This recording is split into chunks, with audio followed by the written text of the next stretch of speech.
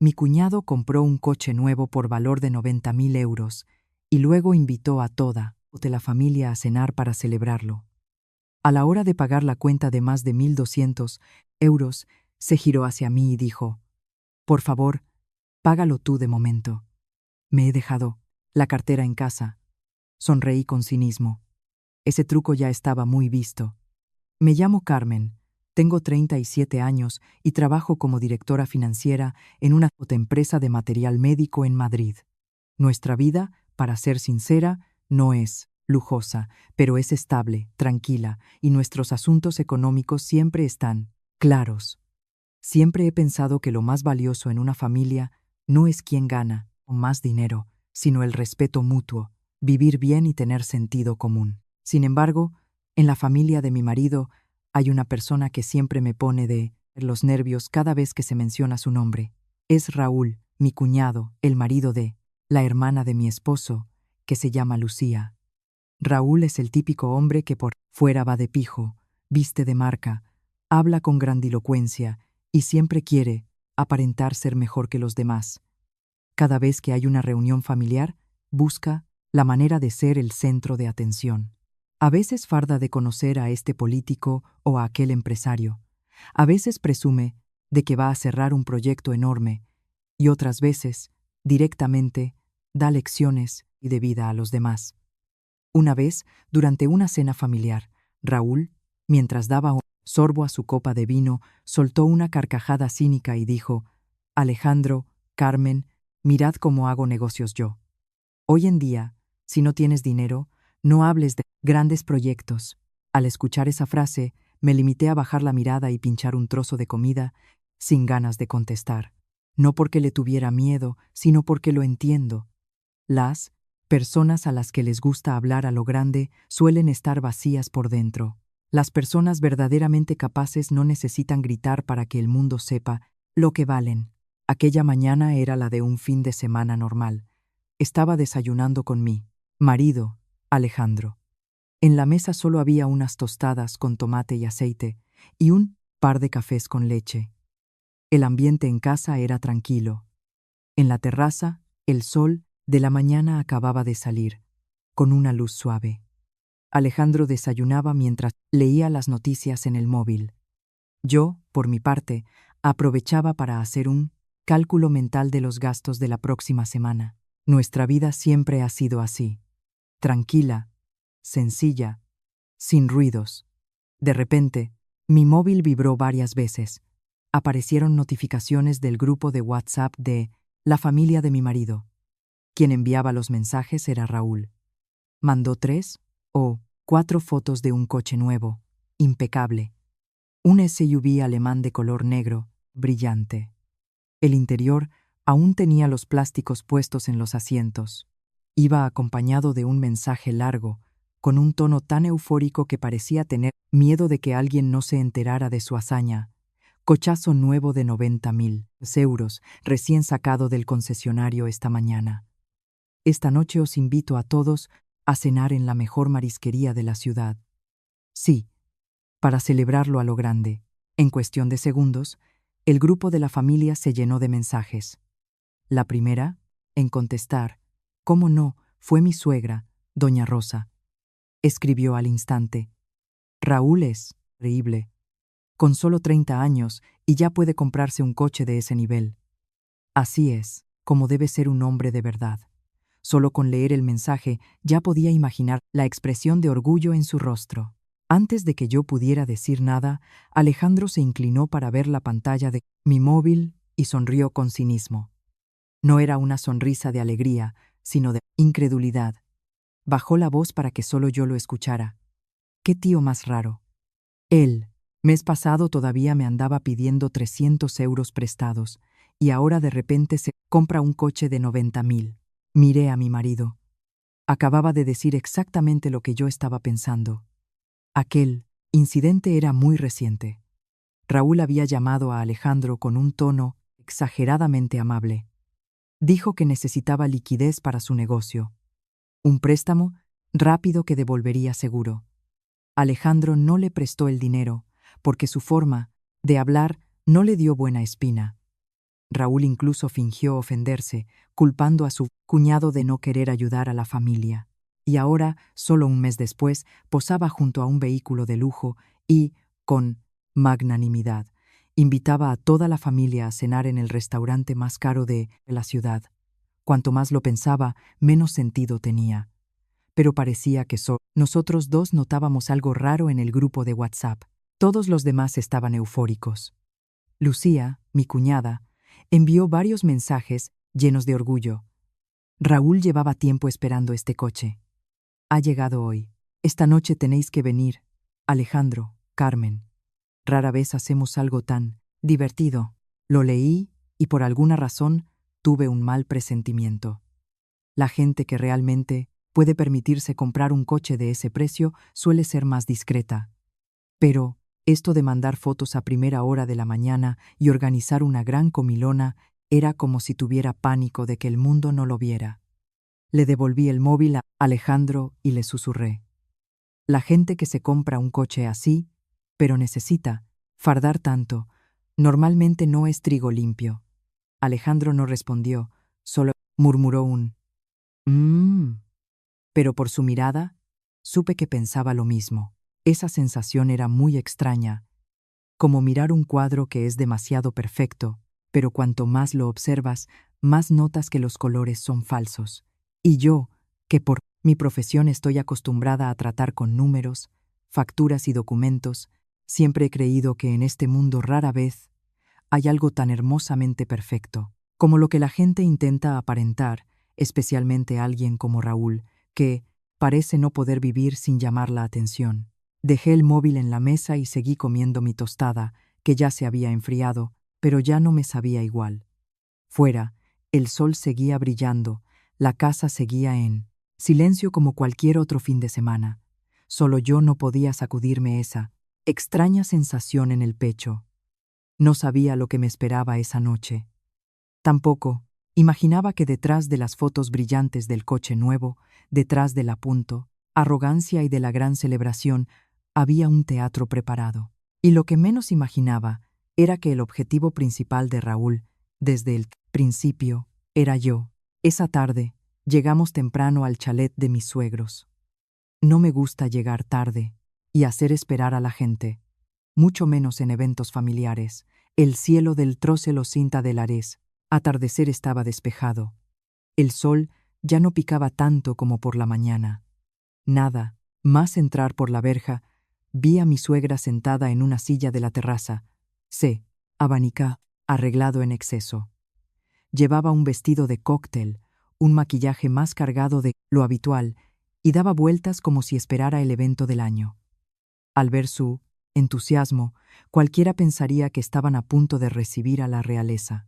Apenas nos habíamos sentado cuando, al final de la calle, se oyó el sonido suave del motor de un coche, seguido del rodar lento de los neumáticos sobre el asfalto. Mi suegra se levantó de golpe, con los ojos brillantes. Lucía fue aún más rápida, casi corriendo hacia la puerta. El SUV negro y reluciente entró lentamente en la parcela, destacando aún más bajo la luz del atardecer. Escuché claramente la exclamación de asombro de doña Rosa y el murmullo de mi suegro, don Manuel, que salía de la casa en ese momento.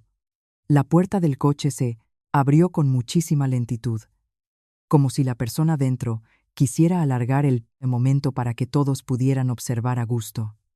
Raúl salió. Llevaba el pelo engominado y vestía un traje gris oscuro hecho a medida. Sus zapatos de cuero eran nuevos y brillaban. En la mano le daba vueltas a las llaves del coche con actitud arrogante. Su forma de salir del vehículo no era la de alguien que acaba de adquirir un gran activo con el sudor de su frente, sino más bien la de un actor que baja al escenario después de que todas las luces y los efectos se hayan preparado para él. Al ver que toda la familia lo miraba, Raúl sonrió de oreja a oreja, levantó las llaves y dijo en voz alta, como temiendo que los vecinos no lo escucharan: «Ingeniería alemana de la buena. Una maravilla. A partir de ahora, cuando la familia quiera ir a algún sitio, decídmelo. Yo os llevo». Al terminar la frase, Acarició el capó como si acariciara un trofeo. Mi suegra, al escucharlo, estaba pletórica. Se acercó. Miró el coche de arriba, abajo, y no paró de lanzar elogios. En esta familia, solo Raúl tiene mente para los negocios. Tan joven, y ya puede comprarse un coche como este. Solo de verlo, me alegro el día. Nada más terminar la frase, vi que Alejandro bajaba un poco la cabeza. Tenía las manos apoyadas en las rodillas, ligeramente apretadas. Conozco a mi marido. No, le gusta discutir, y menos delante de sus padres. Pero como hombre, escuchar a su propia madre compararlo con su cuñado de esa manera, era imposible que no le molestara. Raúl, obviamente, notó esa reacción, pero en lugar de detenerse, se vino arriba. Mirando a Alejandro, soltó una sonrisilla. Una sonrisa a medias entre broma y desprecio. Bueno, Alejandro tiene un trabajo de oficina normal y corriente. En toda su vida a lo mejor ni se atreve a soñar con un coche de 90.000 euros, ¿verdad? La frase sonaba a broma, pero el tono era afilado como un cuchillo. Ya no era una broma entre cuñados, era una puñalada directa al orgullo. Miré a mi marido. Alejandro no dijo nada, solo esbozó una sonrisa de cortesía para salir del paso. Era la sonrisa del que no quiere montar un escándalo, no la del que no entiende las intenciones del otro. Me dolió por mi marido, pero también sabía que si reaccionaba en ese momento, le daría a Raúl exactamente lo que quería: convertir la reunión familiar en su escenario personal para interpretar al hombre de éxito envidiado por todos. Al ver que Alejandro guardaba silencio, Raúl se animó aún más. Se giró hacia mí. Su tono se suavizó un poco, pero tenía un propósito claro. Carmen, ¿cómo trabajas en finanzas? Seguro que tienes un buen sueldo. Esta noche come todo lo que quieras. Invito yo. Recalcó las palabras invito yo con muchísima claridad, como lanzándolas al aire para que quedaran grabadas. Lucía, a su lado, sonrió radiante. Mi suegra añadió, claro que sí, un hombre tiene que ser así de generoso para hacerse valer. Al escucharlo, yo solo sonreí muy levemente. La frase sonaba desprendida, pero, por alguna razón, me puso más en guardia que todas sus fanfarronadas anteriores. Alguien que invita de corazón lo hace con naturalidad. No necesita recalcarlo, ni repetirlo. Solo alguien que intenta construir una imagen determinada necesita alzar la voz para que los demás lo recuerden. Justo en ese momento, cuando todos seguían admirando el coche, me acerqué despacio, fingiendo mirar como los demás. No entiendo mucho de coches, pero mi profesión tiene una ventaja. Me fijo en los pequeños detalles. Al mirar la parte delantera, me quedé paralizada un segundo. La placa de matrícula que llevaba era roja. Una matrícula provisional. Me incliné para mirar más de cerca, luego levanté la cabeza y pregunté con un tono absolutamente normal. Oye, Raúl, ¿el coche nuevo por qué lleva todavía placas rojas provisionales? En cuanto solté la pregunta, el ambiente festivo se silenció de golpe. Fue muy rápido, pero me di cuenta. Raúl también lo notó. Se quedó petrificado un instante, tan breve, que los demás quizá ni lo percibieron. Pero para mí, ese segundo de estupor fue más que suficiente. Después, Raúl esbozó una sonrisa, incómoda. Se frotó la nariz y respondió, «Ah, es que los papeles de tráfico aún se están tramitando. Me las cambian en unos días». La respuesta tenía lógica, pero su forma de decirlo no fue fluida. No era la respuesta preparada de alguien que conoce bien el activo que acaba de comprar, sino la de alguien a quien le hacen una pregunta para la que no tiene guión. No, indagué más, solo asentí suavemente y di un paso atrás. Pero desde ese momento, la sensación que tenía desde la mañana se volvió nítida en mi interior. Había algo muy turbio en ese coche, en la expresión de Raúl, en el entusiasmo desmedido de Lucía y en el orgullo ciego de mi suegra. Y cuanto más miraba la sonrisa impostada de Raúl en ese momento, más segura estaba de una cosa: Este tipo no solo era un fanfarrón, estaba montando algo mucho más grande que una simple cena para celebrar. El trayecto desde la casa de mis suegros hasta el restaurante duró unos 20 minutos. Pero durante todo el camino, Raúl no dejó en paz a nadie. Mientras conducía, no paraba de parlotear sobre el motor, el acabado interior, la tecnología de asistencia a la conducción y lo exclusivo que era este modelo en el mercado. Su voz siempre estaba por encima de la de los demás, como si, al hablar lo suficientemente alto, todo lo que presumía se hiciera realidad. Lucía, sentada en el asiento del copiloto, no paraba de maravillarse. A veces, decía que el coche iba tan suave que parecía deslizarse. Otras veces se giraba hacia atrás para recordarle a mi suegra que este modelo había que reservarlo con meses de antelación. Doña Rosa solo asentía, mirándonos de vez en cuando y soltando frases como: cuando los jóvenes tienen ambición, prosperan rápido, un hombre tiene que arriesgar a lo grande para llegar lejos. Yo no contesté. Me limité a quedarme sentada en silencio, mirando las farolas que se convertían en líneas de luz a través de la ventanilla. Mi corazón se sentía cada vez más pesado. La marisquería que había elegido Raúl estaba en el Paseo de la Castellana. En la entrada, las luces doradas brillaban con elegancia.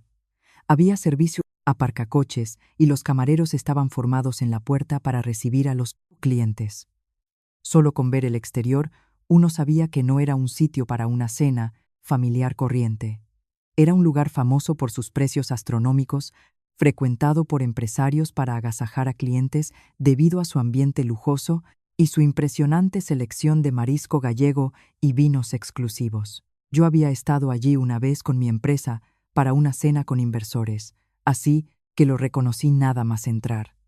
El sutil olor a madera noble, la suave música de piano y la luz de las lámparas de araña. Todo estaba diseñado para que el cliente sintiera que pertenecía a la élite. Raúl caminaba por delante, con la espalda recta, paso lento y la cabeza alta. Su actitud me hacía sentir que esa noche no íbamos a cenar, sino a asistir a una actuación. Un maitre nos acompañó a un reservado bastante amplio. Apenas se había sentado cuando Raúl cogió la gruesa carta y empezó a hojearla, con aires de experto. Yo ni siquiera había tenido tiempo de desdoblar la servilleta. Pidió en ráfaga, casi sin pensar: tráiganos un par de bogavantes azules de los grandes, un centollo de la ría, un rodaballo salvaje al horno para compartir, y una docena de ostras para ir abriendo boca. Ah, y para el vino, tráigame ese Vega Sicilia que me tomé la última vez, el mejor que tengan. Cada vez que terminaba de pedir un plato, Raúl daba unos golpecitos en la mesa, con el dedo. Su voz era firme, como la de un pez gordo. El camarero tomaba nota tan rápido que apenas podía levantar la mirada. Lucía, a su lado, tenía los ojos como platos, deslumbrada. Mi suegra sonreía, como si cada plato fuera un logro suyo. Yo me quedé observando en silencio, pero en mi cabeza ya había empezado a echar cuentas por deformación profesional, solo con los bogavantes, el centollo, el rodaballo y una botella de Vega Sicilia, sumando los entrantes. El total seguramente pasaría de los 1.200 euros. Y eso sin contar el IVA, el servicio y lo que Raúl pudiera seguir pidiendo más tarde. Miré la carta que tenía delante y luego a Raúl, que se recostaba en la silla con pose de millonario. Sentí una extraña punzada. La gente que de verdad tiene dinero lo gasta con naturalidad. No necesita demostrar nada. Pero la forma en que Raúl pedía comida esa noche parecía más un espectáculo que una cena. Mi suegra, mientras aceptaba una copa de vino que le servían, dijo encantada: Raúl está tirando la casa por la ventana esta noche. Claro, estrenar un coche, así lo merece. Raúl lo oyó y soltó una carcajada. Su voz resonó en el reservado, soltando una de sus típicas frases arrogantes. No es nada, mamá. El dinero hay que saber gastarlo para poder ganarlo. Si uno se pasa la vida contando los céntimos, ¿Cuándo va a progresar? Al terminar de hablar, nos miró de reojo. Esa mirada bastaba para entender que la frase no era filosofía barata, sino una indirecta. Me senté recta y ajusté la posición de mi copa. Mi rostro se mantuvo impasible, como si no hubiera oído nada. En esta familia, a veces el silencio incomoda más al interlocutor que una discusión. Pero a Raúl no pareció gustarle mi mutismo. Se volvió hacia mí, alzando la voz. Carmen, venga, come todo lo que quieras. Esta noche invito yo, no te fijes en el precio. Lucía intervino de inmediato, con voz dulce pero artificial. Eso es verdad, Carmen. Mi marido cuando promete algo, lo cumple. No te preocupes. Rara vez está tan contento. Esbocé una sonrisa levísima, asentí por cortesía y dije una sola frase corta. Sí, ya lo veremos. Mi respuesta hizo que Lucía se quedara callada un segundo, mientras que Raúl sonrió con cierta incomodidad y apartó la vista. Tal vez esperaba que yo estuviera asombrada o que, al menos, lo elogiara. Pero lamentablemente, no tengo la costumbre de alabar algo que todavía no me creo. Poco después, llegó el primer plato. Las ostras presentadas como un cuadro de museo, seguidas por el rojo intenso del centollo. El sonido de las sillas al moverse. El suave tintineo de cubiertos y copas. Las exclamaciones de asombro de mi suegra con cada plato. El ambiente en el reservado se volvió bullicioso. Todos reían y charlaban. Especialmente cuando entraba el camarero, Lucía no. Perdía la oportunidad de sacar fotos y vídeos. Raúl, por su parte, se había sentado estratégicamente en la esquina con mejor iluminación. A veces se subía un poco la manga de la chaqueta para que su reloj caro saliera en la cámara, como por accidente. Yo observaba la escena y sentía un frío interior. Una cena normal no es así. Esto era una exposición, un teatro, un montaje. Cuando abrieron la botella de vino, Raúl se encargó de servir las copas. Luego, de repente, se levantó alzando la suya. Tenía la cara enrojecida por la emoción. Miró a todos en la mesa y dijo en voz alta: «Esta noche es un punto de inflexión en mi vida. Este coche es solo el principio. El año que viene igual lo cambio por un Porsche de 200.000 euros para estar a la altura». Mi suegra rió con ganas. Lucía aplaudió. Mi suegro sonrió con timidez. Mientras tanto, Alejandro bebía agua discretamente. Yo también levanté mi copa, pero no, aparté los ojos del rostro de Raúl. Porque cuanto más hablaba, más convencida untaba de una cosa. Su sonrisa no era la de alguien que disfruta sinceramente de su felicidad. Era la sonrisa de alguien aterrorizado por la idea de que los demás no creyeran que era feliz, por lo que tenía que actuar hasta el final. Y esa sensación me convenció de que detrás de esta lujosa cena había gato encejado. La cena duró más de lo que esperaba. Los platos se sucedían uno tras otro. Luego, hubo postre, café y unos licores para hacer la digestión, como dijo Raúl. El reloj de la pared indicaba que habían pasado más de 2 horas. La mesa, antes repleta, ahora solo mostraba cáscaras de marisco, espinas de pescado y copas de vino manchadas. Mi suegra parecía extasiada. Repetía sin cesar. Hacía muchísimo tiempo que la familia no comía tan bien.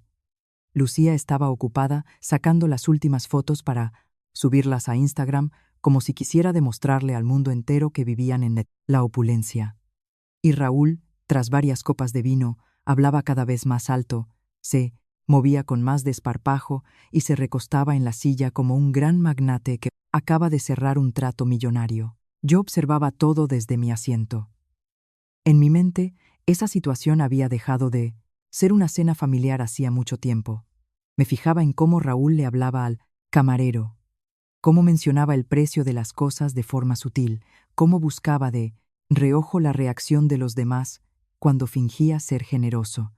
Hay personas tan sedientas de halagos que hasta el más mínimo de sus movimientos está calculado. Y a medida que se acercaba el final de la cena, mi instinto se hacía más fuerte. No era por prejuicios. Es que, cuanto más me fijaba, Menos parecía Raúl alguien disfrutando del momento. Más bien parecía alguien esperando el instante exacto para ejecutar el acto principal de su obra. Justo cuando un camarero entró con una pequeña bandeja, sentí que el corazón me daba un vuelco. Sobre la bandeja había una elegante carpeta de cuero negro con la cuenta. Raúl seguía contándole a mi suegro sus supuestos planes de inversión para el año que viene. Su voz resonaba llena de entusiasmo. El camarero hizo una leve reverencia, dejó la carpeta justo delante de Raúl y dijo con la cortesía habitual: «Disculpen, señor, aquí tiene la cuenta». En ese momento, la mesa no prestó demasiada atención.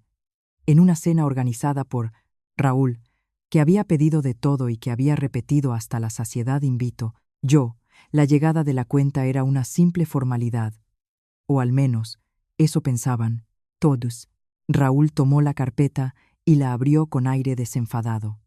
Pero en cuanto sus ojos se posaron en el papel, su expresión se congeló. Solo fueron unos segundos, pero suficientes para que yo me diera cuenta de que su sorpresa no era la de alguien que se asusta porque el importe es mayor de lo esperado. Era la sorpresa de un actor que llega a la escena que tanto ha esperado, pero que de repente tiene que concentrarse para no salir del personaje. Los ojos de Raúl miraron rápidamente la cifra en la parte inferior.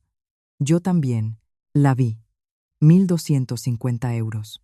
La cifra no me sorprendió, porque ya la había calculado en mi cabeza.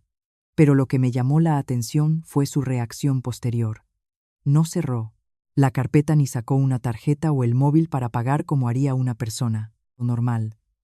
Por el contrario, dejó la carpeta en la mesa y empezó a rebuscarse los bolsillos de la chaqueta, luego en los del pantalón, luego en el bolsillo interior.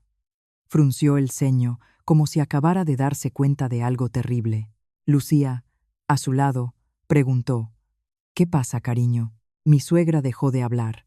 Mi suegro bajó su taza de café. Alejandro, que había estado callado, se inclinó un poco hacia adelante. El bullicio se transformó en un silencio sepulcral. Raúl soltó un suspiro, no muy largo, lo justo para demostrar que estaba en un apuro. Y luego dijo con una voz extremadamente natural, tan natural que, si no hubiera sospechado desde el principio, quizá me lo habría creído: «Vaya, me he dejado la cartera en casa». En cuanto soltó esa frase, la mesa entera se quedó de piedra. Lucía parpadeó, como si no lo entendiera. Mi suegra abrió un poco la boca. Mi suegro frunció el ceño. Alejandro no dijo nada, pero vi cómo se tensaban sus hombros. Y yo, en ese preciso instante, sentí un escalofrío. No por sorpresa, sino todo lo contrario. Fue por la forma en que Raúl había pronunciado esa frase, tan fluida, tan ensayada en su cabeza, que me confirmó que mi mal presentimiento no era infundado. Pero lo que realmente congeló el ambiente fue lo que hizo a continuación. No miró a su mujer, no miró a su suegra y no hizo el menor amago de sacar el móvil para buscar una solución con Apple Pay o Bizum, como haría cualquiera que se hubiera olvidado la cartera. Raúl me miró fijamente a mí. En sus labios había una sonrisa, no sincera, sino una sonrisa forzada, como si lo que iba a decir fuera lo más normal del mundo. Con tono ligero, como quien pide que le pasen la sal, dijo: «Carmen, págalo tú de momento, ¿vale? Mañana te hago una transferencia». Lo miré a los ojos. Curiosamente, en mi cabeza no hubo pánico ni ira al instante. Todo pareció ralentizarse. Vi con absoluta claridad la mirada expectante de Lucía, el escrutinio de mi suegra, la tensión contenida de Alejandro y, sobre todo, la excesiva tranquilidad en el rostro de Raúl. Una tranquilidad como si pedirme que pagara más de 1.000 euros por su fiesta de exhibición fuera lo más natural del planeta. No había vergüenza genuina, no había la confusión de quien se olvida algo de verdad. Solo había un descaro, difícil de creer, y fue en ese momento cuando mi cerebro conectó los cables. Un recuerdo antiguo apareció de golpe.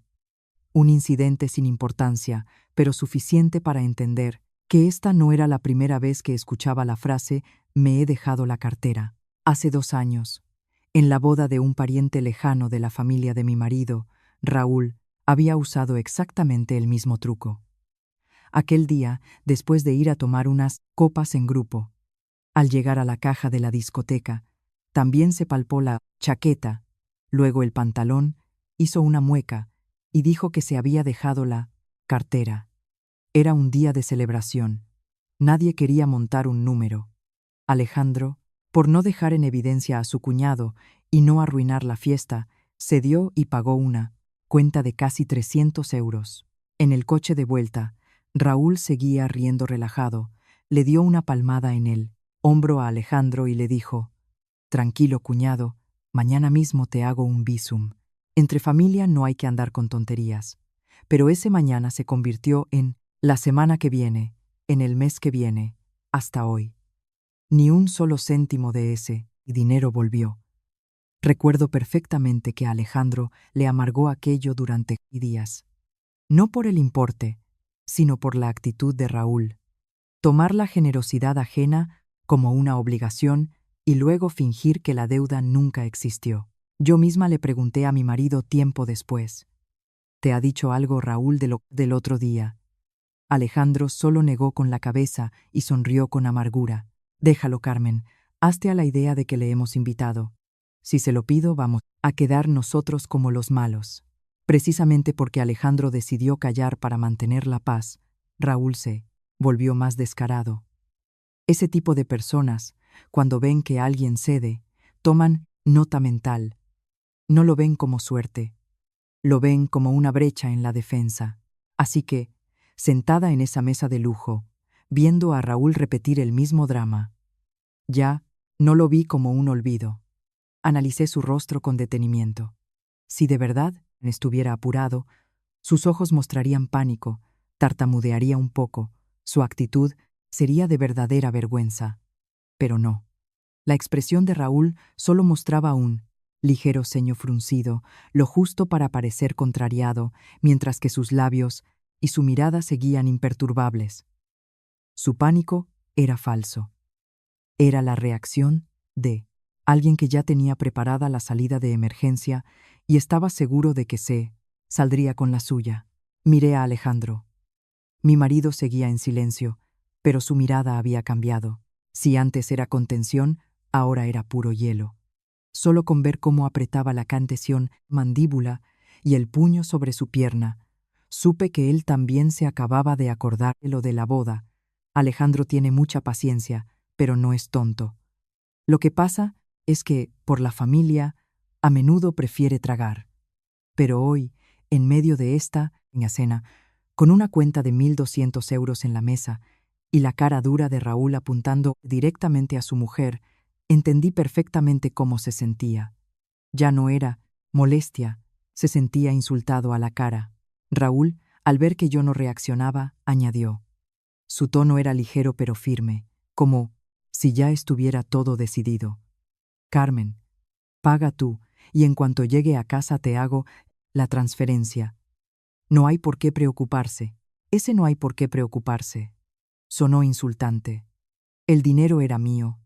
La cuenta era el resultado de sus fanfarronadas. Pero, al final, la que no tenía que preocuparse era yo. En la cabeza de Raúl, la solución era facilísima. Él daba la orden y yo sacaba la tarjeta. ¿Me devolvería el dinero? ¿Cuándo? ¿Todo o una parte? ¿O lo olvidaría para siempre?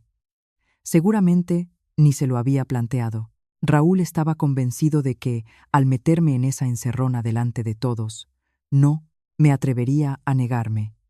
Porque las mujeres suelen evitar el conflicto, no quieren quedar de tacañas y no quieren avergonzar a la familia política. Había apuntado directo a esa debilidad psicológica y, como era de esperar, mi suegra intervino sin pensarlo un segundo. «Carmen, págalo tú de momento, hija. Somos familia. No pasa nada por ese dinero». Su voz sonaba de lo más normal, como si me estuviera pidiendo que le pasara el pan, no que pagara la factura del espectáculo de su yerno. Miré a mi suegra. En Sus ojos no había ni una pizca de duda, ni tampoco se sentía mal por pedírmelo. Su lógica era simple. Tengo un trabajo estable, soy directora financiera, me lo puedo permitir. Así que es lógico que pague yo. La palabra familia a veces suena cálida, pero en situaciones como esta se convierte en la soga invisible más asfixiante que existe. Como somos familia, tienes que ceder. Como somos familia, no seas calculadora. Como somos familia, cárgale el muerto al que sea más fácil de manipular. Me quedé sentada, mirando a los comensales. De repente, la palabra familia me pareció más fría que el hielo. No contesté de inmediato. Esbocé una sonrisa muy sutil y dejé el móvil boca abajo sobre la mesa. En el instante en que lo hice, vi cómo Raúl relajaba la postura. Se reclinó en la silla. Sus manos, antes tensas en el borde de la mesa, ahora descansaban. Su expresión era de evidente alivio. Seguro que en su cabeza yo ya estaba abriendo la app del banco o sacando la tarjeta de crédito, tal y como había planeado. Lucía también soltó un suspiro de alivio. Mi suegra me miraba con cara de es lo que toca. Y el silencio en el reservado se hizo poco más denso, como si todos estuvieran esperando a que yo me levantara para limpiar el desastre que otro había provocado. Precisamente ese alivio prematuro en la cara de Raúl fue lo que me confirmó todo. Si de verdad se sintiera culpable, no habría podido relajarse de esa manera solo por verme soltar el móvil. Levanté la cabeza y clavé mis ojos en los de Raúl, sin apartar la mirada, sin rodeos y sin la menor intención de salvar el buen ambiente de la cena. Hablé muy despacio para que cada palabra resonara en la sala. Raúl, este truco ya está muy visto. Al terminar la frase, la mesa se petrificó. El aire acondicionado seguía zumbando sobre nuestras cabezas. El murmullo y la música de fondo del restaurante se colaban vagamente desde fuera, pero dentro del reservado, el silencio era absoluto. Raúl me miró con los ojos muy abiertos, la cara paralizada por unos segundos, como si no pudiera creer que yo me atreviera a decir eso delante de toda la familia. Yo, sin embargo, le sostuve la mirada sin pestañear, porque en ese momento tenía una cosa cristalina. Si hoy volvía a ceder, si dejaba que el truquito de la cartera funcionara una vez más, para ellos sería un simple cajero automático, con patas para el resto de mi vida. Alguien que debe ser educada en el momento oportuno para que los demás puedan pisotearla a placer. Mis palabras cayeron como un jarro de agua helada sobre la mesa. Mi suegra, que sostenía una taza de café, se quedó con la mano en el aire. Lucía me miraba, atónita. Y Raúl, que hace un segundo estaba tan tranquilo, tensó todos los músculos de la cara. Claramente no esperaba que fuera tan directa justo cuando creía haberse salido con la suya. Pero Raúl reaccionó rápido. Intentó controlar la situación, forzando una sonrisa que parecía más una mueca. Bajó el tono de voz, haciéndose el comedido, pero su irritación era evidente. «Carmen, ¿qué dices? De verdad que me he dejado la cartera. Entre familia, ¿qué necesidad hay de ponerse así?» Ver cómo le daba la vuelta a la tortilla me dio ganas de reír. El que hace las cosas mal es el que pregunta por qué te pones tensa. El que monta el teatro acusa al que lo desenmascara de crear mal rollo. Hay gente que se acostumbra tanto a abusar de la buena fe de los demás que acaba viéndolo como un derecho. No aparté la mirada de Raúl. Mi tono ya no era suave, sino firme, dejando caer cada palabra sobre el mantel. Hace 2 años, en aquella boda, también se te padré. Olvidó la cartera. Pagó Alejandro. A día de hoy, ni 1 euro de ese dinero ha vuelto. Que se te olvide una vez, puede pasar, pero 2 veces, con el mismo cuento y con una factura de este calibre. Eso ya no es un olvido. Cada palabra que salía de mi boca volvía a Raúl más pálido. No de vergüenza, sino del shock de ver su secreto expuesto. Durante 2 años nadie se lo había echado en cara, así que seguramente pensó que todos lo habían olvidado o que nadie tendría las narices de mencionarlo en público. Lucía fue la primera en saltar. Casi se levanta de la silla de un brinco. Tenía la cara roja de furia. Me señaló con el dedo y su voz aguda probablemente escuchó en el pasillo. ¿A quién llamas estafador? Mi marido se puede permitir un coche de 90.000 euros. Estos 1.200 euros no son nada para él. Me giré hacia Lucía. En una situación normal, tal vez habría intentado ser diplomática. Pero en ese momento solo me dio lástima. Detesto que se usen cifras infladas para tapar un comportamiento tan rastrero. Antes de que pudiera responder, mi suegra intervino de mala gana. Carmen, ten cuidado con lo que dices. A los hombres a veces se les olvidan las cosas. ¿Qué necesidad tienes de poner en evidencia a tu cuñado en público? Miré a mi suegra y sentí un frío intenso en el pecho. A los hombres a veces se les olvidan las cosas sonó tan frívolo. Si la que se hubiera olvidado de pagar fuera yo, ¿me habría defendido igual? Pero como era Raúl, el que había llegado en un cochazo soltando bravuconadas, todos sus errores se perdonaban con la excusa de un despiste. Puse la mano encima de la carpeta de cuero y dije con mucha claridad: no estoy poniendo en evidencia a nadie, doña Rosa.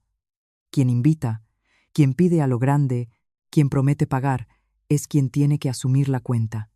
Yo no tengo ninguna obligación de financiarle los caprichos a nadie. La mesa volvió a sumirse en un silencio incómodo. Alejandro, sentado a mi lado, hizo un ligero movimiento, como si fuera a intervenir. Sé que mi marido no iba a defender a Raúl, pero temía que la situación se descontrolara, que sus padres pasaran vergüenza o que el resto del restaurante se enterara.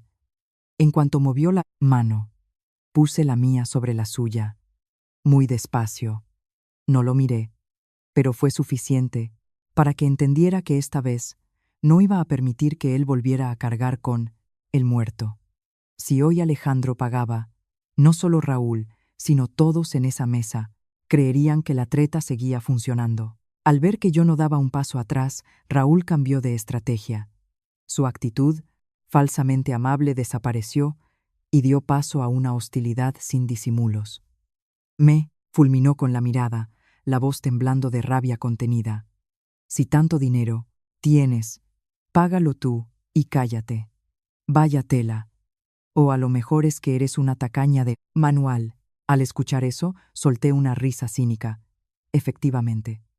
Cuando a este tipo de personas se les acorrala, solo tienen un arma: convertir a la persona que tiene la razón en la mala y tacaña de la película.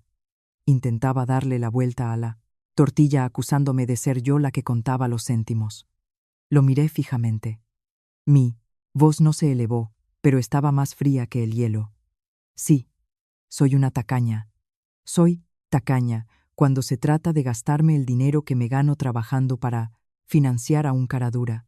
Cuando lo dije, me di cuenta de que desde otras mesas ya empezaban a mirarnos. La puerta de nuestro reservado estaba entreabierta.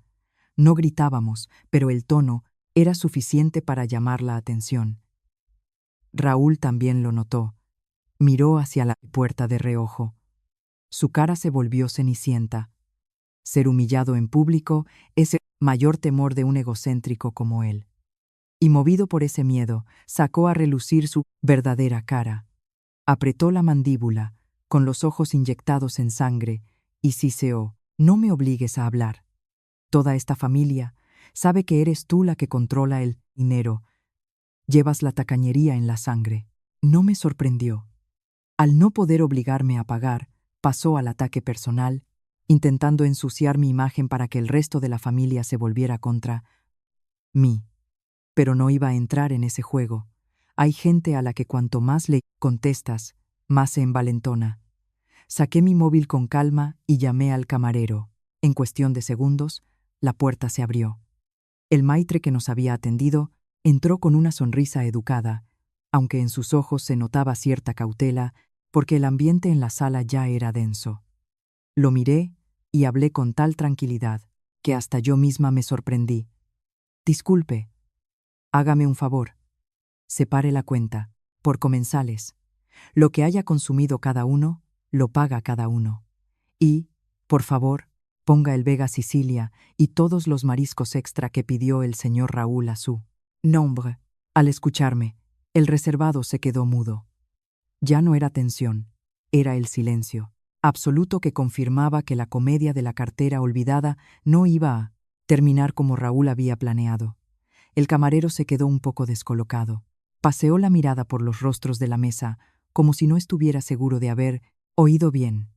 Pero mantuvo la compostura profesional, hizo una leve inclinación y respondió en voz baja: «Por supuesto, señora, ahora mismo. El sistema registra las comandas digitalmente, así que puedo separarlas sin problema». Esa respuesta hizo que la cara de Raúl se descompusiera. Si antes intentaba luchar con ira, ahora se notaba el pánico puro en sus ojos. Quizás no esperaba que yo fuera a mantener la sangre tan fría, y mucho menos que un restaurante de esta categoría tuviera el pedido tan detallado. Para alguien acostumbrado a abusar de la vergüenza ajena, que le cambien las reglas del juego lo aterra. El camarero se excusó y salió con la carpeta. Al cerrarse la puerta, el silencio volvió a ser asfixiante. Mi suegra se enderezó en la silla.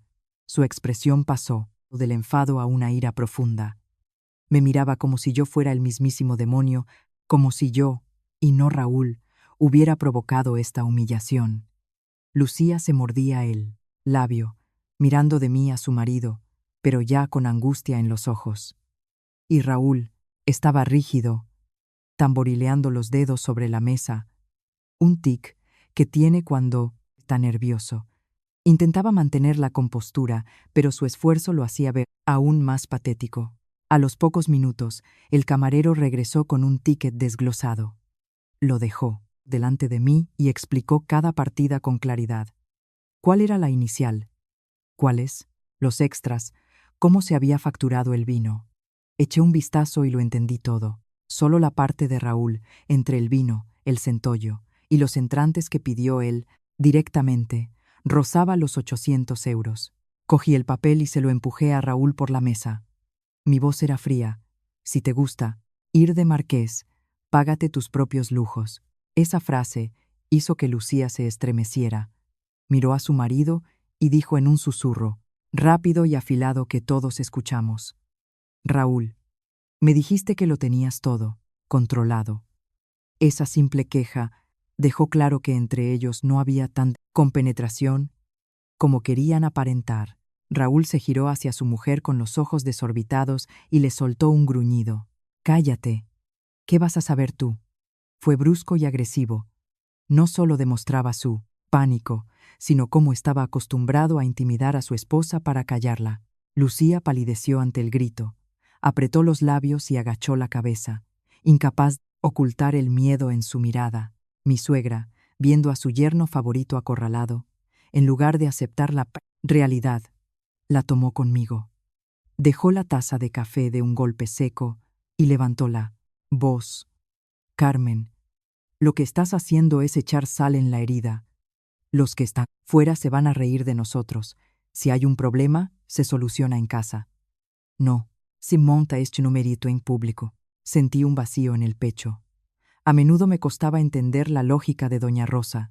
El orgullo de su yerno era intocable, hasta el punto de que, aunque él se estuviera comportando como un sinvergüenza, la culpa tenía que ser mía. La miré fijamente y respondí sin levantar la voz, pero con firmeza: «Si a usted le da tanta pena, páquelo usted, doña Rosa. Mi sueldo no está para taparle los pufos a los actores de pacotilla». Quizá fue esa frase la que agotó la paciencia de Alejandro. Él había guardado un silencio para evitar una explosión. Pero al ver a su madre atacándome mientras Raúl se quedaba callado, no aguantó más. Dio un golpe en la mesa con el vaso que sonó como un disparo. Miró directamente a su cuñado. Su voz era grave, pesada como una losa. «Raúl, si de verdad te has dejado la cartera, saca el móvil y hazle un visum al restaurante o a Carmen ahora mismo. Hoy en día el mundo lleva la app del banco en el teléfono». Ese fue un golpe directo a la línea de flotación. Vi cómo la nuez de Raúl subía y bajaba. Miró a todos lados. Bajó la cabeza y balbuceó durante unos segundos antes de soltar la peor excusa del mundo. Me he quedado sin batería. Estuve a punto de echarme a reír. Era una excusa tan cutre que no se la creería ni un niño pequeño. Pero no me reí. Con toda la parsimonia del mundo, abrí mi bolso, saqué una batería portátil que siempre llevo encima y la puse en la mesa, delante de Raúl. Lo miré con una voz más afilada que una navaja. «¿Qué? Casualidad. Llevo una de sobra. Enchúfalo y haz la transferencia». La mesa entera se congeló. Lucía miraba a su marido sin pestañear. Mi suegra se quedó con la boca abierta, intentando articular palabras sin conseguirlo. Alejandro se reclinó en la silla, implacable, y Raúl se quedó mirándola, batería portátil, como si fuera un cepo de osos que le acababa de trincar la pierna. El silencio durante esos segundos fue agónico. Solo se oía el aire acondicionado y el tintineo de los cubiertos del salón principal. Y en ese silencio, el sudor empezó a perlar la frente de Raúl. Justo en ese momento, la puerta volvió a abrirse. Esta vez no era el camarero, sino un hombre de unos 40 años, con camisa blanca y la placa de director en la solapa. Entró con elegancia, pero con mirada de lince. Hizo una pequeña reverencia y se dirigió a Raúl. Su voz era amable, pero fría como el bisturí de un cirujano quitando la última capa de mentira. «Disculpen la interrupción, caballero. Si necesita opciones, podemos cobrarle mediante tarjeta, transferencia bancaria o en nuestras oficinas si nos acompaña a la caja». Raúl no contestó. Solo apretó los puños bajo la mesa, pálido como la cera. Verlo, así me confirmó todo. Alguien que de verdad tiene pasta no se queda paralizado porque le ofrezcan pagar de otra forma. Pero lo que me dejó de piedra fue lo que el director dijo a continuación, con el mismo tono impasible. «Ah, perdone, señor. Nuestro sistema nos indica que hace un tiempo usted también vino y nos aseguró que un familiar se haría cargo de la factura. Nos consta en su ficha de cliente». Esa frase cayó como una bomba nuclear en el reservado. Y en esa fracción de segundo tuve una certeza absoluta. Raúl no solo no tenía dinero para pagar la cena de hoy, es que ya había hecho el mismo simpa o intentado la misma estafa en este mismo local. El ambiente pasó de ser tenso a estallar en 1000 pedazos. Lucía se giró bruscamente hacia su marido. El maquillaje no ocultaba su palidez. Le temblaban los labios, los ojos se le salían de las órbitas y su voz sonó rota. ¿Qué significa esto? Ya habías hecho esto aquí antes. No era parte de su teatro. Era la reacción genuina de alguien que acaba de darse cuenta de que solo es un peón en el tablero de su marido. Raúl entró en pánico.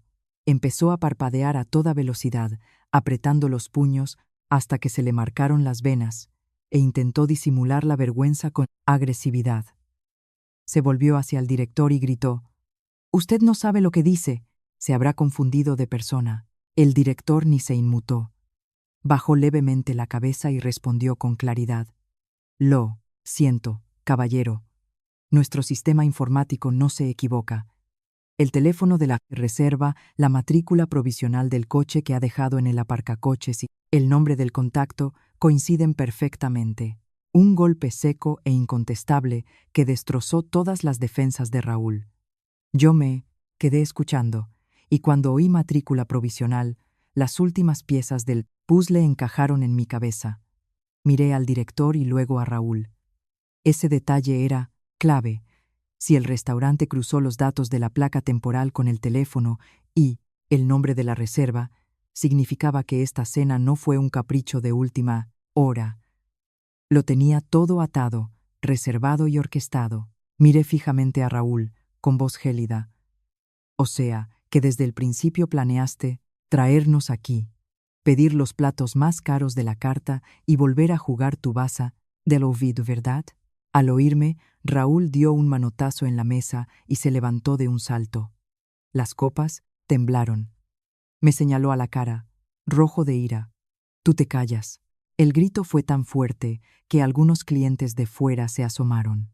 Mi suegra, presa del pánico, le agarró del brazo. Siéntate, siéntate. ¿Quieres que hagamos el ridículo ante todo Madrid? La voz le temblaba. La miré y me di cuenta de una cosa. En sus ojos ya había dudas. Quería seguir defendiendo a su yerno, pero el terror a la humillación pública empezaba a ganar a su ceguera. Alejandro, que había contenido la rabia hasta entonces, se puso en pie. Nunca había visto a mi marido tan frío. No era un estallido de ira, era un hielo que cortaba la respiración. Miró a su cuñado y exigió con voz ronca. Responde. ¿Quién es el coche? ¿De dónde has sacado el dinero? La mesa se quedó en silencio otra vez. Raúl miró a su cuñado, apretó la mandíbula y gruñó, más para autoconvencerse que otra cosa. Es mío. Lo he comprado yo. Y no le tengo que dar explicaciones a nadie. Pero su arrogancia ya no convencía a nadie. Era como una cortina rota con la que intentaba tapar un desastre. Justo entonces, la puerta se abrió de nuevo. Un guardia de seguridad del restaurante entró apresurado y le susurró algo al oído al director. No llegué a escuchar lo que dijo, pero vi cómo le cambiaba la cara al maitre. Se puso en estado de alerta, como quien sabe que el problema real acaba de cruzar la puerta. Antes de que nadie pudiera preguntar, desde la zona del vestíbulo, llegó un ruido de pasos apresurados y la voz de un hombre exigiendo algo. Unos segundos después, un tipo corpulento, vestido con un polo negro, irrumpió en el reservado sin pedir permiso. Paseó la mirada y se fijó en Raúl. Lo señaló con el dedo y habló con dureza. Señor Raúl, salga ahora mismo. El vehículo ya no puede moverse de ahí. Nos quedamos congelados. Lucía tartamudeó. Oiga, ¿usted quién es? El hombre del polo negro la miró con cara de estar harto de la misma historia de siempre. Soy de la empresa de alquiler de vehículos de lujo para eventos. Ese coche lo ha alquilado el señor Raúl por media jornada para hacer unas fotos, unos videos y darse un paseo. El tiempo se le ha acabado hace una hora, y encima nos ha desconectado el localizador por GPS. Sentí como si un hilo invisible se rompiera en mi cabeza. Así que era verdad. El famoso coche alemán de 90.000 euros no era suyo. Era simple atrezo alquilado para montar su show de nuevo rico, impresionar a la familia, traernos a esta marisquería de lujo y pasarme a mí la factura de 1.200 euros, como si fuera calderilla. Miré a Raúl. Estaba blanco como la pared, sin una gota de sangre en la cara. Lo comprendí todo, desde el SUV alquilado hasta los faroles sobre sus negocios y la enorme cuenta de la cena. Nada había sido espontáneo. Era una trampa. Y yo había sido su víctima designada desde el primer segundo. Tras las palabras del tipo del concesionario, el reservado se quedó en un vacío absoluto. Dejé de escuchar la música y de ver los restos del marisco. Solo veía la cara pálida de Lucía, la expresión petrificada de mi suegra, la mirada oscura de Alejandro y a Raúl, tieso como una tabla, como alguien al que acaban de desnudar en la Puerta del Sol. Hay veces en las que la verdad no llega poco a poco, sino que te suelta una bofetada a mano abierta. Y para Lucía, este era ese momento. Se levantó de golpe, la silla chirrió y sus manos no paraban de temblar. Los labios, antes maquillados de rojo, no tenían color. Miró a su marido con una voz estrangulada. Me dijiste que habías firmado el contrato de compra. Me dijiste que subiera las fotos a Instagram. Hasta me pediste que me maquillara a tope para los videos. ¿Qué coño significa esto? La pregunta no era parte del guión. Era la reacción desesperada de la mujer que, hasta hace un rato, era la más presumida de la mesa, la más orgullosa. Ahora era la primera en sentir la vergüenza. El mayor dolor para alguien como Lucía no es dinero, sino que el mundo la vea siendo cómplice de un fraude tan casposo. Pero Raúl ya estaba tan acorralado que ni siquiera intentó disimular. Se volvió hacia su mujer, rojo de furia, con los ojos inyectados en sangre, y le devolvió el golpe con una crueldad atroz. ¿Y qué pasa? Lo hice para mantener tu estatus. ¿Acaso no te gusta fardar a ti también? Esa frase hizo trizas el último velo de su farsa. Adiós al empresario de éxito y a la señora de alta sociedad.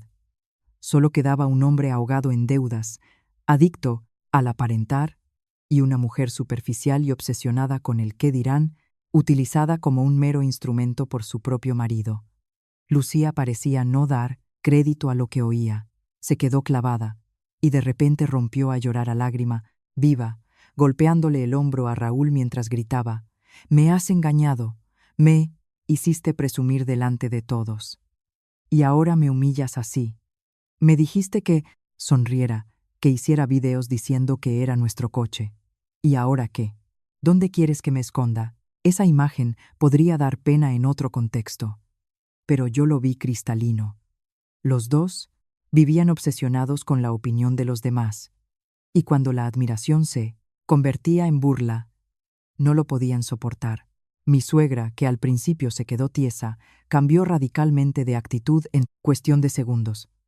La misma mujer que antes exigía que yo pagara la cuenta, ahora apretaba los dientes, fulminando con la mirada a su otrora yerno favorito. Se levantó, morada de rabia y vergüenza, y le gritó: «Has arrastrado a toda la familia a este sitio para convertirnos en el hazme reír». Su voz sonaba aguda, quebrada por el estupor. Miré a doña Rosa y sentí una profunda amargura. Nunca había defendido a nadie, porque tuviera o no razón. Solo defendía a quien pudiera mejorar su imagen ante las vecinas. Raúl, al escuchar los reproches, se comportó como una bestia acorralada. No, tenía salida, así que empezó a atacar a ciegas.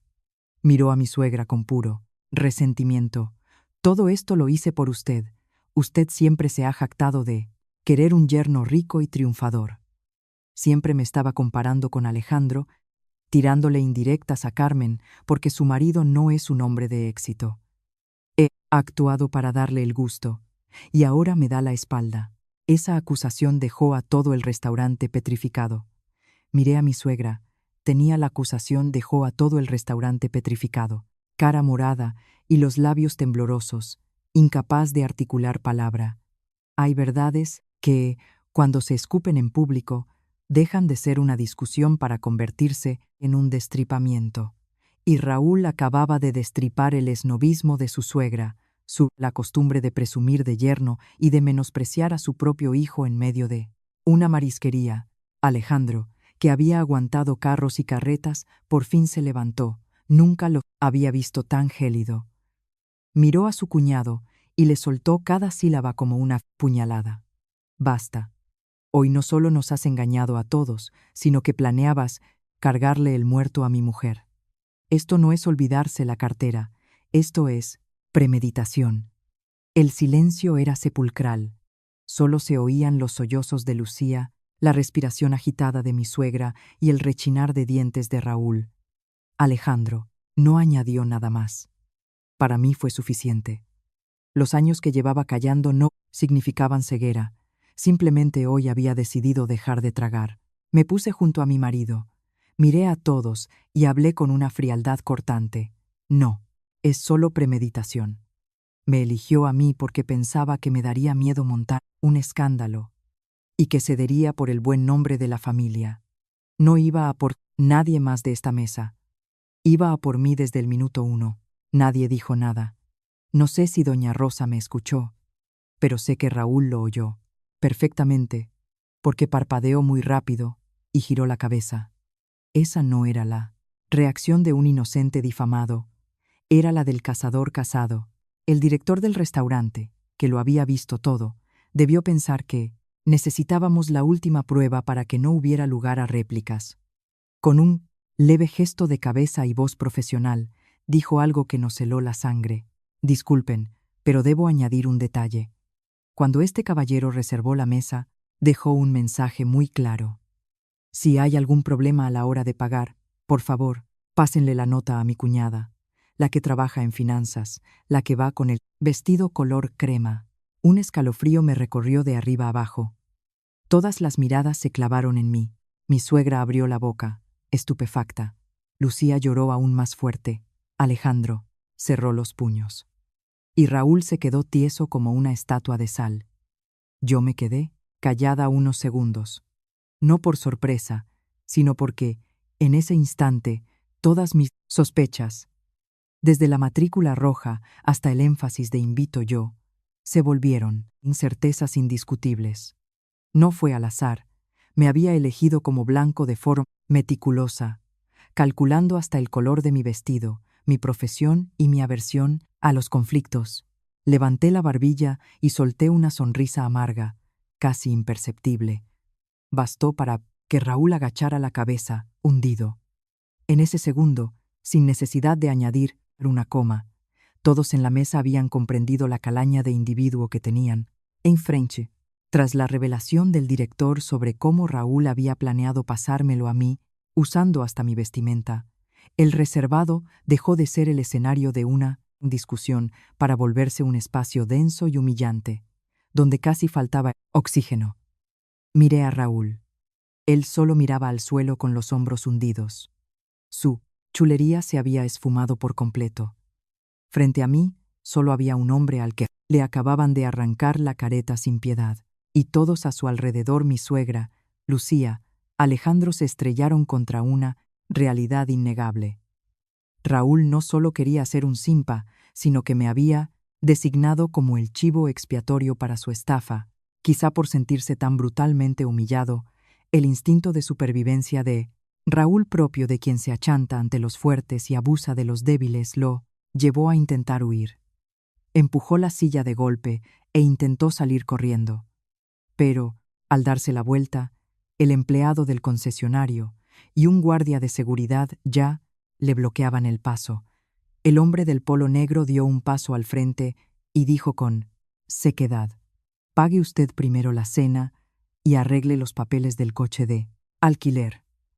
Se le ha pasado la hora y no ha pagado aquí. De aquí no se mueve». Esa frase cerró su última vía de escape. Vi cómo el cuello de Raúl se ponía escarlata, abriendo y cerrando los puños. Él, que siempre quería tener el control, jamás pensó que acabaría retenido en un restaurante como un vulgar chorizo. Se dio la vuelta con una mirada que ya no era de rabia, sino de ruego patético.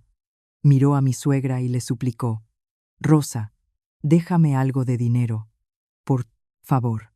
Cuando lleguemos a casa te lo devuelvo». Si esto hubiera ocurrido unas horas antes, seguro que doña Rosa habría saltado a defenderle e incluso me habría echado la culpa a mí. Pero tras escuchar aquello, de lo hice por usted para darle el gusto. Supe que algo se había roto en su interior. Doña Rosa se quedó callada 2 segundos y luego hizo un gesto con la mano, como espantando moscas. Su voz sonaba ronca por la rabia y la decepción. «Tú has montado este circo, tú lo pagas. A mí no me mires». No era solo la negativa a prestarle dinero. Era el portazo de alguien que acaba de despertar y descubre que el orgullo del que tanto presumía era de alquiler barato. Lucía ya no podía ni sentarse recta. Estaba desplomada en la silla, temblando por los sollozos.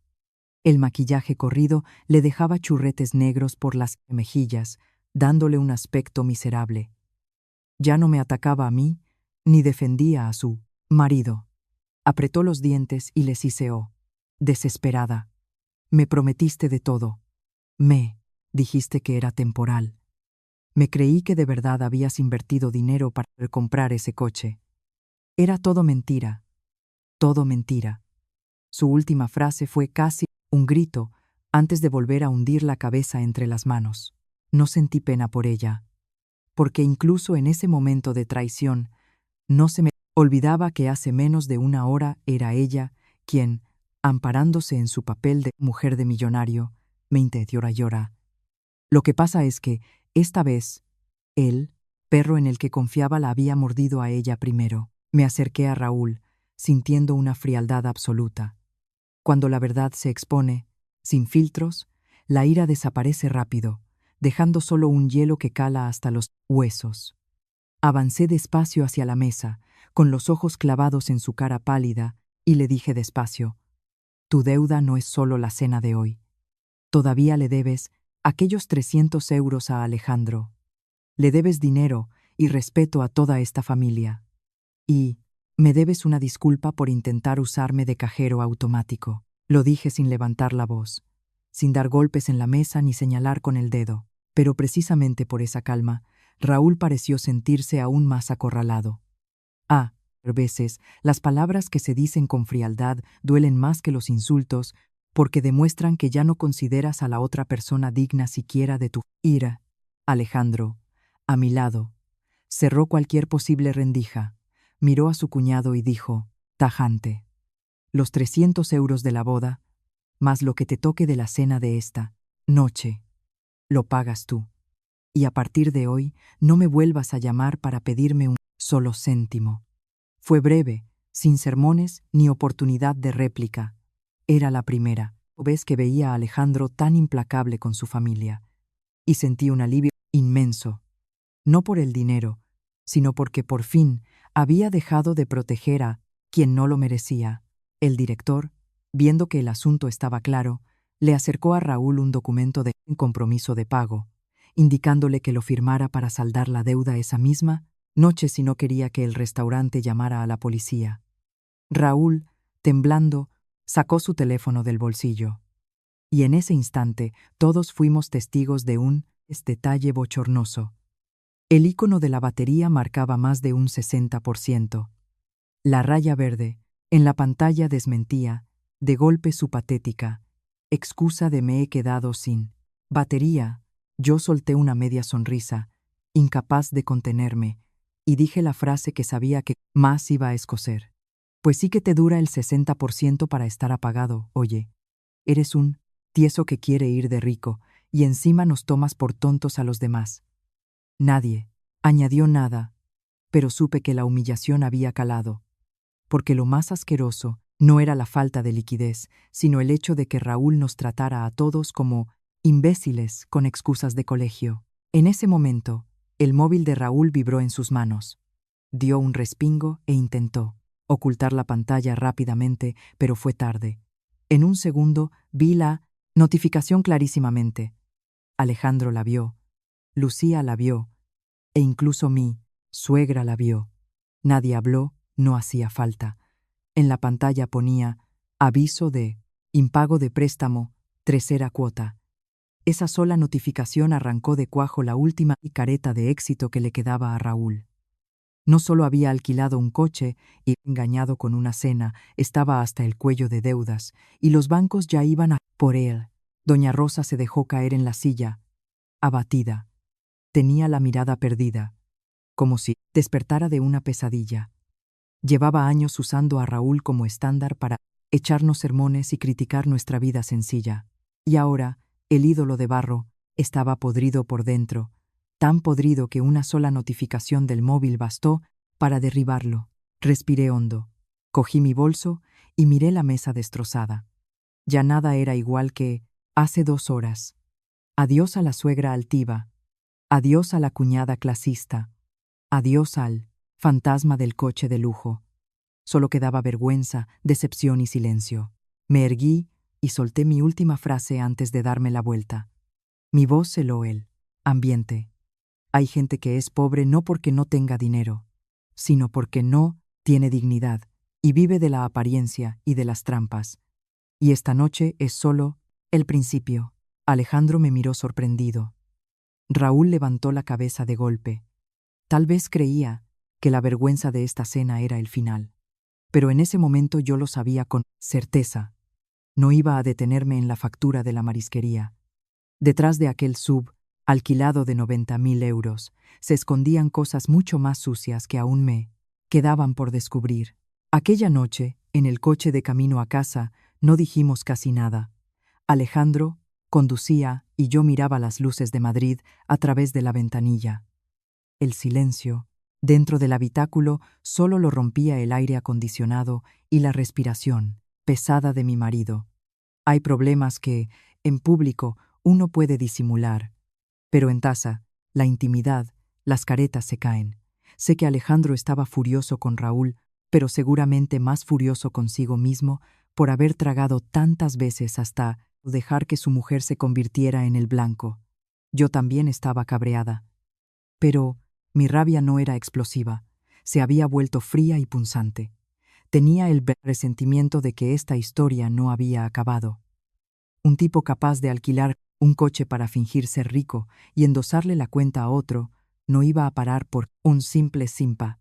Llegamos a casa, me desmaquillé, me metí en la cama, pero apenas pude pegar ojo. Solo veía la cara de pánico de Raúl, el llanto de Lucía y la mirada vacía de mí. Suegra. Solo logré dormirme de madrugada, pero de repente el teléfono empezó a sonar sin parar. En la pantalla aparecía un número oculto. Suelo ignorarlos, pero aquella mañana algo me impulsó a contestar. Al otro lado, una chica joven habló rapidísimo, como si llevara horas intentando localizarme. Buenos días. Disculpe, ¿hablo con doña Carmen? ¿Conoce usted a don Raúl? Nos ha dejado su nombre como avalista de referencia financiera. Me senté de golpe en la cama. El sueño se esfumó. Sentí un bloque de hielo en el estómago. Pregunté despacio y muy vocalizado. ¿Quién le ha dado permiso para usar mi nombre? La operadora hizo una pausa. Debió notar mi tono. Titubeó. Perdone, señora. En nuestros datos consta que es su cuñada, directora financiera, con ingresos solventes, y que podíamos contactar con usted para verificar solvencia. Apreté el teléfono hasta que los nudillos se me quedaron blancos. Nunca nadie me había pedido permiso. Nunca firmé nada. Pero Raúl, con todo su morro, había usado mi nombre, mi cargo y mi reputación, colocándolos en sus solicitudes de microcréditos como si fueran suyos. Esto no era un simple cabreo, era una violación de mi privacidad, un robo de mi integridad profesional. Colgué de golpe. A media mañana volvió a sonar. Otro número desconocido. Esta vez, una exclusiva tienda de muebles de diseño. Buenas tardes, señora. ¿Podría facilitarnos el contacto de don Raúl? Tiene pendiente la última cuota del sofá, de piel. Se me calentó la sangre. Respondí secamente. Yo no tengo nada que ver con ese señor. Bórreme de su base de datos. Pero el acoso no cesó. Por la tarde llamó una tienda de electrodomésticos preguntando por la vinoteca climatizada. Luego otra por un purificador de aire de alta gama. El tono era siempre el mismo, la cantinela idéntica. Todos tenían mi nombre, sabían que era su cuñada y creían que yo le cubriría las espaldas. Las llamadas caían como martillazos en mi cabeza. Me quedé frente al ordenador del trabajo, incapaz de concentrarme en las hojas de cálculo. Solo pensaba una cosa: este tío no era un irresponsable ocasional. Su vida entera era un fraude, un castillo de naipes basado en la apariencia. Al final del día, hice capturas de pantalla de todo el registro de llamadas y me senté a pensar. Había una verdad espeluznante. El me he dejado la cartera de anoche era solo la punta del iceberg. Debajo había un océano de deudas. Y en medio de esa red de inmundicia, Raúl había tirado de mi nombre como salvavidas. Por la noche, al ver cómo dejaba el móvil de mala gana sobre la mesa, Alejandro supo de inmediato que pasaba algo grave. Fui directa. Le enseñé las capturas. A medida que leía, se le iba oscureciendo el rostro. Terminó dando un puñetazo en la mesa que hizo temblar las tazas. Con voz rota por la rabia, soltó. ¿Cómo? ¿Tiene la puta poca vergüenza de usar tu nombre como avalista? Lo miré, sorprendentemente tranquila. No es solo eso, Alejandro. Está usando mi reputación para endeudarse por todas partes. Mi marido empezó a dar paseos por el salón. Sabía que se estaba conteniendo para no ir al chalet de sus padres esa misma noche. En ese preciso instante, el móvil volvió a vibrar. Esta vez era mi suegra. Miré la pantalla un par de segundos, antes de descolgar. La voz de doña Rosa al otro lado sonaba forzadamente dulce, pero resumaba falsedad. Carmen, hija, lo de anoche ya está olvidado, ¿verdad? Lo mejor es solucionarlo en familia, de puertas para adentro. No hay necesidad de hacer una montaña de un grano de arena. Sonreí con puro sarcasmo. típico de doña Rosa. No preguntaba cómo estaba yo ni por qué mi nombre estaba metido en el barro. Lo único que le importaba era que no se hiciera una montaña. O lo que es lo mismo, que nadie se enterara de que su yerno era un pufo con patas. Le contesté sin paños calientes, dejando atrás cualquier filtro. ¿Se cree que soy yo la que está montando el numerito? Su yerno favorito está usando mi nombre y mi cargo para pedir créditos por todo el país, doña Rosa. El silencio al otro lado duró unos segundos, casi podía escucharla aguantando la respiración. Luego, como es habitual en ella cuando se ve acorralada, alzó la voz. «Pero qué barbaridades dices, niña. Se habrá equivocado, pero es la familia». Solté una carcajada sin gracia y sentencié. Ser familia no te da derecho a usar la cara de otra persona para tapar tus pufos. Y le colgué sin dejarla responder. El salón quedó en completo silencio. Me senté en el sofá, entrelazando los dedos, mirando a la oscura calle a través del ventanal. Ya no tenía dudas. Sí, antes había tragado bilis por mantener la paz. Después de la cena y de la lluvia, de llamadas del día, supe que no podía dar un paso atrás. No me iba a quedar de brazos cruzados esperando a ver a qué otros fangos me arrastraba Raúl. Tenía que investigarlo yo misma y sacar a la luz toda la podredumbre. A la mañana siguiente me puse a hacer lo que debería haber hecho hace mucho tiempo. Empecé a rastrear cada cosa de la que Raúl había presumido, cada empresa, cada fachada que había usado para engañarnos. Llevo años en finanzas y sé una cosa. El lujo no aparece de la nada sin un flujo de caja real que lo sostenga.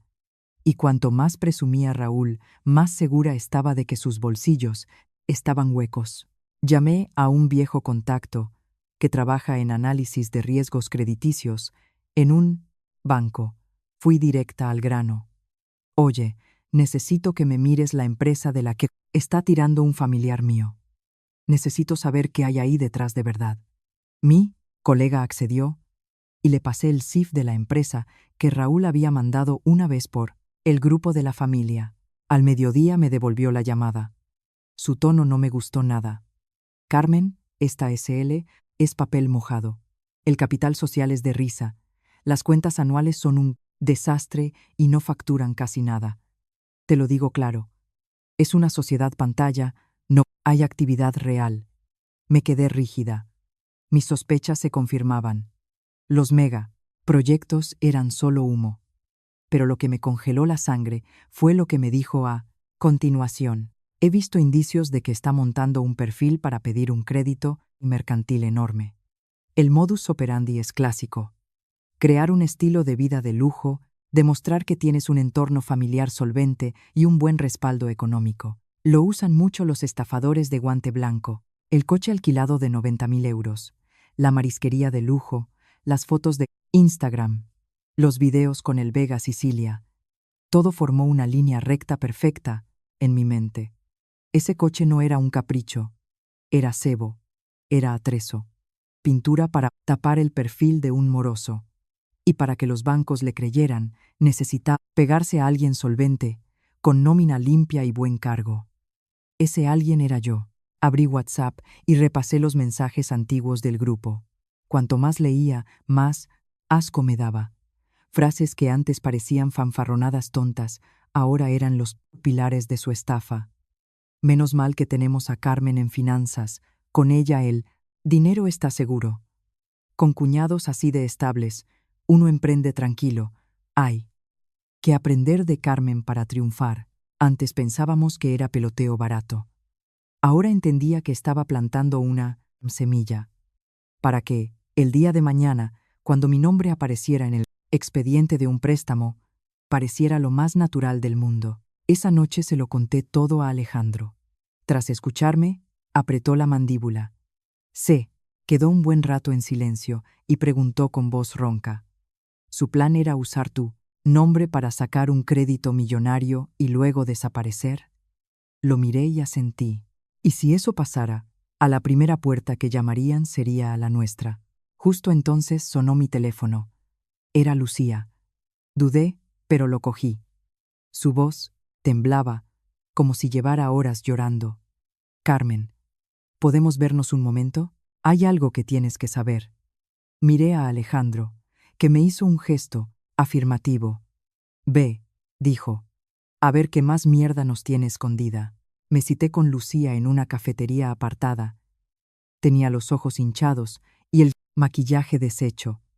Sin rodeos, sacó una carpeta llena de papeles y la puso sobre la mesa. Susurró. Por favor, no le digas a nadie que te he dado esto. Mí también me ha engañado. Cogí los papeles. En las primeras páginas, el corazón me dio un vuelco. Contratos de préstamos rápidos, recibos de impagos, pagarés personales. Pero lo que me dejó paralizada fue una nota a mano grapada en medio. Si requieren verificación de solvencia, llamar a la cuñada, Carmen, mi apellido. Miré a Lucía. Se tapó la cara y empezó a sollozar. No solo fue a por ti en el restaurante, Carmen. Llevaba tiempo preparando esto. Me dijo que solo iba a pedir prestada tu reputación un tiempo y que cuando diera el pelotazo te lo recompensaría. Fui tonta, me lo creí. Aquella cena no fue para escamotear 1.200 euros. Fue un escaparate. Un photocall, orquestado para hacer fotos y videos que avalaran el falso estatus de Raúl antes de ir a pedir un crédito salvaje, utilizando mis años de trabajo duro intachable como colchón de su estafa. Tocaba esos papeles y sentía las yemas de los dedos heladas. Al principio veía a Lucía como a una ingenua cegada por el pijerío de su marido, pero viendo aquellos documentos, mi percepción cambió. Entre los papeles, encontré un extracto bancario a nombre de Lucía. Era un rosario de pequeñas transferencias de origen desconocido que en cuanto entraban en la cuenta, se sacaban en cajero o se enviaban a otras cuentas. Levanté la vista. Mi voz fue pura frialdad. ¿Esto qué es, Lucía? Ella se tensó, bajó la cabeza y empezó a retorcerse las manos. Tras un largo silencio, murmuró. Me pidió el favor de hacer de puente para unos cobros. Tiré el extracto sobre la mesa. ¿Qué favor? Esta vez lloró de verdad. Me dijo que las cuentas de la SL estaban bloqueadas y necesitaba recibir unos pagos. Creí que eran cosas de la empresa. Yo soy financiera, no me hacía falta que me lo explicaran. Dinero que entra fragmentado, de muchas cuentas y desaparece al momento no es un negocio. Es hacer un agujero para tapar otro.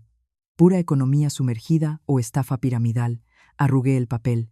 Sabías que el coche no era suyo y aún así seguiste fardando en Instagram. Sentencié. Lucía empezó a temblar. Asintió muy despacio y se apresuró a explicarse.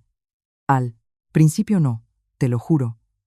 Me enteré el día antes de la cena de que era de renting por horas. Le pregunté y me gritó que me callara y no le jodiera el plan. Me hervía la sangre. O sea que te callaste y dejaste que intentara colarme la factura a mí. No era una pregunta, era dejar al descubierto su verdadera miseria. No era tonta. Sabía que había trampa, sabía que el coche era un atrezo y sabía que me iban a usar, pero se calló por si sonaba la flauta. Me equivoqué, Carmen, balbuceó, escondiendo la cara. Pensé que te enfadarías. Un rato, y pagarías, y ya está. No pensé que fuera a montar semejante follón. Sus palabras me confirmaron cómo me veían. Para ellos yo era la que tiene pasta, no se queja, y lo soluciona todo. Una diana perfecta. Seguí pasando páginas de la carpeta, preparada para lo peor. Y al final de todo, encontré un contrato de arras para un chalet de obra nueva en Boadilla del Puente. Monte. Leí la dirección, la señal entregada, y mis ojos se clavaron en el nombre del futuro propietario. Pensé que veía mal, así que acerqué el papel. No me equivocaba, el nombre era el de mi suegra, doña Rosa. Me quedé de piedra. Un escalofrío de repulsión me recorrió la espalda. Resulta que la ceguera de mi suegra, su defensa férrea de Raúl, no era solo por el qué dirán. Había un soborno. Al ver mi cara, Lucía lloró más fuerte. Raúl le prometió que, si le daban el crédito mercantil, le compraría ese chalet a su nombre, para que doña Rosa viera que era un hombre de éxito. Mi madre no sabía de dónde salía el dinero, pero como se lo prometió, lo defendió a muerte. Me quedé mirando el contrato de arras. Ahora todo el puzzle encajaba. Raúl montó la estafa para sacar el crédito. Lucía, acojonada pero seducida por los lujos, le bailó el agua, y mi suegra, cegada por la promesa de un chalé, hizo la vista gorda ante todas las señales de alarma con tal de tener un yerno forrado que la sacara de pobre.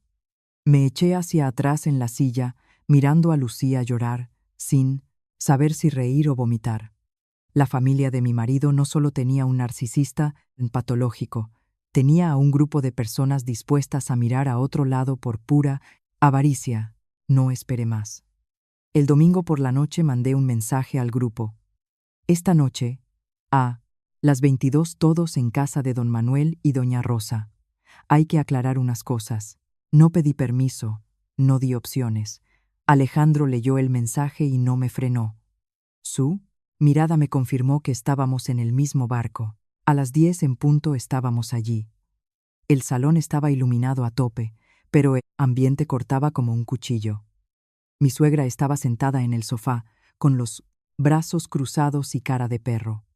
Mi suegro, don Manuel, miraba fijamente un punto de la mesa, intuyendo que la noche se venía calentita. Poco después, llegaron Lucía y Raúl. Ella tenía cara de funeral. Él, en cambio, entró con su típica pose arrogante, despatarrado en el sillón, haciéndose el duro. Antes de que me sentara, doña Rosa disparó. ¿Se puede saber a qué viene esta reunión de urgencia? Parecemos un tribunal. Lavando los trapos sucios en público. No contesté de primeras. Saqué de mi bolso la pesada carpeta que me había dado Lucía y la estampé contra la mesa de cristal. Hizo un ruido seco. La miré a los ojos y dije, claro que es un tribunal, doña Rosa. Porque si no aclaramos esto, hoy, su casa se va a convertir en el cuartel general de un estafador. Doña Rosa se puso blanca. Raúl forzó una sonrisa despectiva, se cruzó de brazos y dijo en tono desafiante, Carmen, déjate de dramas, que sigas sacando el tema de la cenita de los cojones. Lo ignoré. Desbloqueé el móvil y le di al play a un audio que había grabado. Lo puse en altavoz. La voz de la chica de la entidad de crédito resonó en el salón. ¿Conoce usted a don Raúl? Nos ha dejado su nombre como avalista de referencia financiera. La cara de Raúl se descompuso al instante. Doña Rosa tragó saliva. Quité el audio y fui repartiendo por la mesa fotocopias de contratos, impagos, el historial de las matrículas de renting, los recibos. Señalé a Raúl. Tú no te olvidaste la cartera. Alquilaste el coche, montaste el show del restaurante, querías mis fotos como parte de tu estafa para conseguir un crédito millonario. Usaste mi nombre como aval. Raúl se irguió, pálido pero chulo. Te lo estás inventando. ¿Dónde están tus pruebas? Giré la cabeza hacia Lucía. Lucía, diles la verdad. Todos la miraron. Estaba encogida en el sofá, llorando a moco tendido. Levantó la vista, roja de vergüenza, y balbuceó. Es verdad, el coche era alquilado. Fue como si cayera un rayo en el salón. Mi suegra dio un respingo en el sofá. Lucía, ¿pero qué dices? Lucía estalló a llorar sin consuelo. Mamá, se lo oculté porque tenía miedo. Raúl debe muchísimo dinero por todas partes. No dejé que mi suegra procesara el golpe.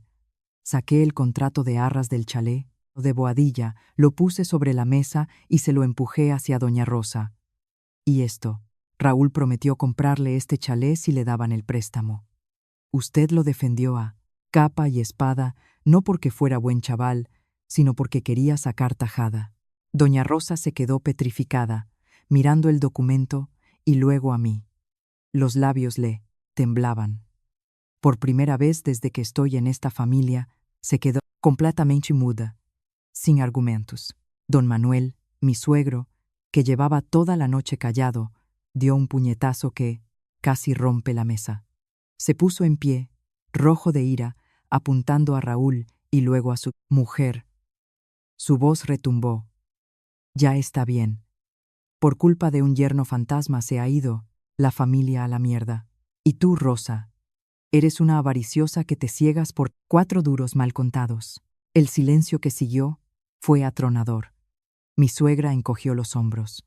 Raúl, viéndose al borde del precipicio, empezó a respirar con agitación, los ojos fuera de las órbitas, y de repente me señaló a mí con el dedo, gritando como un lunático, pues claro que iba a por ti. ¿Por qué te crees que lo hice? Siempre te crees, la más lista, la más limpia, la más intachable. Todos te adoran, quería arrastrarte al puto barro para ver si seguías con la cabeza tan alta, lista.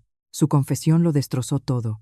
Era pura envidia, resentimiento y la bilis de alguien que necesita hundir a los demás para no sentirse un don nadie. Me quedé mirándolo. Ya no sentía ira.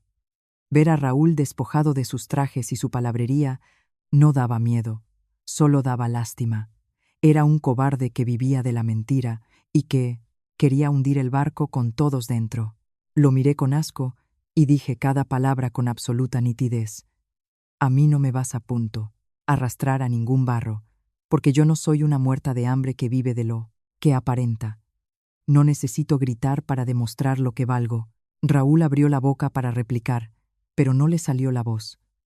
Saqué de mi bolso el último documento.